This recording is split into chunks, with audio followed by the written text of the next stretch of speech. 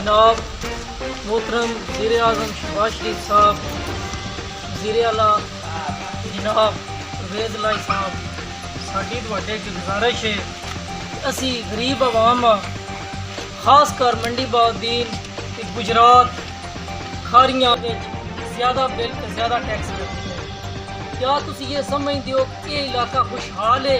ये किसान ने ज़्यादा आबाद ते खेती बाड़ी करते हैं। इस चीज़ तो तुसी शायद खेती बाड़ी को बचत को प्राप्त नहीं रही जी तुसी महसूस करते हो।